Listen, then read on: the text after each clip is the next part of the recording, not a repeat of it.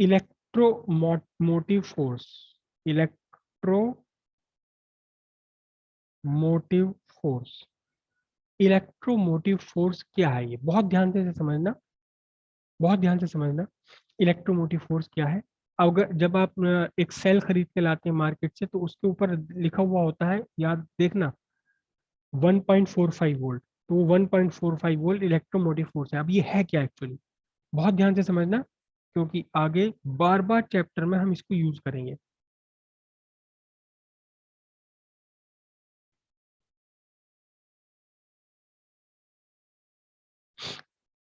ये एक सर्किट है, ये सेल का आपका सिंबल है। सेल का सिंबल है एक लंबी लाइन और एक छोटी लाइन। लंबी वाली लाइन हमेशा रिप्रेजेंट करती है प्लस टर्मिनल को, और छोटी वाली लाइन हमेशा रिप्रेजेंट करती है निगेटिव टर्मिनल को।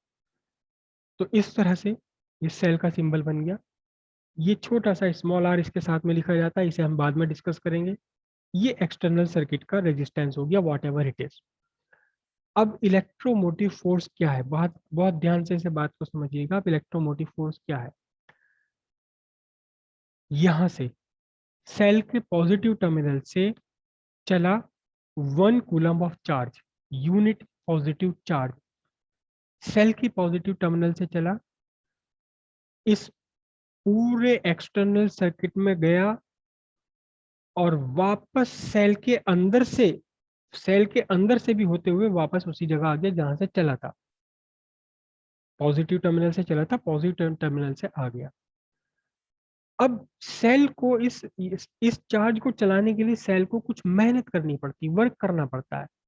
कुछ आपको ध्यान है कि सेल की थोड़ी सी वर्किंग आपको बताई थी क्या होती है? चलो मैं फिर से थोड़ा सा हम उसको डिस्कस कर लेते हैं। इलेक्ट्रोमोटिव फोर्स समझना और जरा आसान हो जाएगा। देखिए, इलेक्ट्रिक करंट का जो फ्लो है हमेशा हाई वोल्टेज से लोअर वोल्टेज की तरफ को है। आपको पहले बताया था कि एक वेसल है, दो वेसल है, सपोज आपके पास दो वेसल हैं।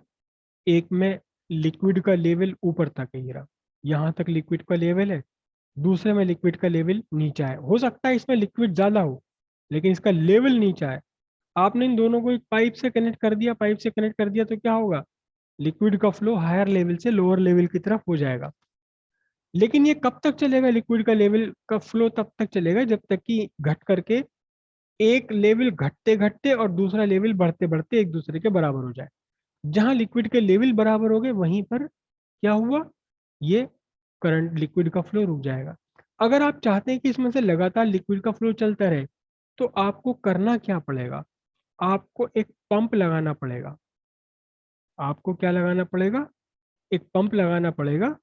और उस पंप से क्या होगा? एक ऐसा पंप लगाना पड़ेगा जो नीचे वाले लेवल से लिक्विड को खींचे और ऊपर वाले लेवल पर, जहां लेवल ऊंचा है, वहां लिक्विड को पहुंचा दे। लेकिन इसके लिए करना क्या पड़ेगा? इसके लिए पंप को कुछ वर्क करना पड़ेगा। अब सपोज आपने कहा कि 1 किलो पानी यहां से उठाया इसने, पंप ने 1 किलो पानी यहां से उठाया, ये गया पंप के थ्रू गया, फिर यहां से गया और घूम के फिर वहीं वापस आ गया।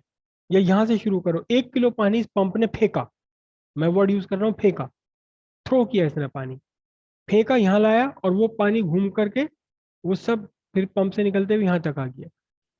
इस पूरे काम में जितना वर्क करना पड़ा इस पंप को, जितनी मेहनत करनी पड़ी, वो इस पंप का इलेक्ट्रोमोटिव फोर्स कहा जाएगा। है ये वर्क, है ये वर्क, लेकिन कहा जा रहा है फोर्स। तो अब ऐसे यहां आप देखिए कि 1 कूलम चार्ज चला, 1 कूलम चार्ज चला, पूरे सर्किट में फ्लो करा, और ये फिर सेल के अंदर से होते हुए वहीं से आ गया जहां से चला था। इस पूरे काम के लिए जितना वर्क करा सेल ने, जितना सेल ने वर्क किया, work done by the cell, किस काम के लिए? For the flow of unit positive charge once round the circuit including the cell itself, खुद सेल के अंदर भी, सेल के अंदर से ही पूरा के पूरे सर्किट में एक बार एक 1 कूलम चार्ज को घुमाने में जितना सेल ने वर्क किया या जितनी एनर्जी प्रोवाइड करी, वर्क डन को हम क्या, वर्क डन कैसे, कुछ एनर्जी प्रोवाइड करता है ना, तो हम इसे लिख सकते हैं वर्क डन और energy provided by the cell for the flow of unit positive charge once around the circuit including the cell itself, खुद सेल के सहित जितना भी वर्क करा, बस ये पूरा का पूरा वर्क कहलाता है क्या, ये पूरा का पूरा वर्क कहलाता है आपका इलेक्ट्रोमोटिव फोर्स। समझ आई बात? कहने को ये फोर्स है, कहने को तो इसका नाम है फोर्स, लेकिन है एक्चुअली क्या, वर्क। वर्क है ये। कौन है वर्क, किसका वर्क है, हमेशा सोर्स करेगा, सेल करेगा। सेल ने वर्क करा, कितना वर्क, किस काम के लिए, 1 कूलम पॉजिटिव चार्ज को पूरे के पूरे सर्किट में घुमाने के लिए, एक बार घुमाने के लिए, खुद अपने अंदर से भी पास करना है इसे, इस 1 कूलम चार्ज को खुद अपने अंदर से भी पार करवाना है इसे। तो इस पूरे काम में जितना वर्क करना पड़ा, ये इलेक्ट्रोमोटिव फोर्स हो गया। ठीक है, जितनी ज्यादा फोर्स, इलेक्ट्रोमोटिव फोर्स है, उतना ही बढ़िया सेल आपका कहा जाएगा। अगर किसी सेल की इलेक्ट्रोमोटिव फोर्स 1.45 वोल्ट है, 1.45 वोल्ट, तो इसका मीनिंग होता है कि इस सेल ने 1 कूलम चार्ज को पूरे सर्किट में घुमाने के लिए 1.45 जूल ऑफ एनर्जी खर्च की है। एक सेल का, आपकी जो बैटरी है मोबाइल बैटरी, उसका ईएमएफ होता है 3.7 वोल्ट। इसका मीनिंग क्या हुआ, ये एक बार पूरे सर्किट में 1 कूलम चार्ज को घुमाने के लिए कितनी एनर्जी डेसिपेट करेगी, कितनी एनर्जी देगी, 3.7 वोल्ट। इसका मतलब ये बढ़िया काम करेगा।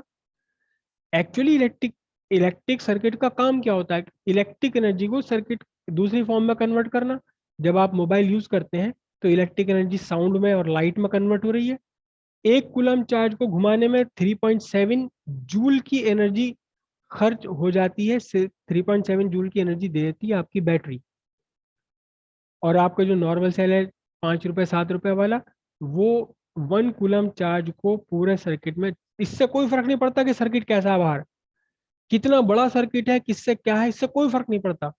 पूरे सर्किट में 1 कूलम चार्ज को घुमाने में सेल ने एनर्जी खर्च करी 1.45 जूल। तो हम इसको कहेंगे इसका इलेक्ट्रोमोटिव फोर्स 1.45 वोल्ट है। जूल पर कूलम ही तो होता है वोल्ट, तो इसका मतलब 1.45 जूल पर कूलम, 3.7 जूल पर कूलम। बात इतनी समझ आई? इलेक्ट्रोमोटिव फोर्स क्या है? किसी को कोई कंफ्यूजन हो तो बताइए।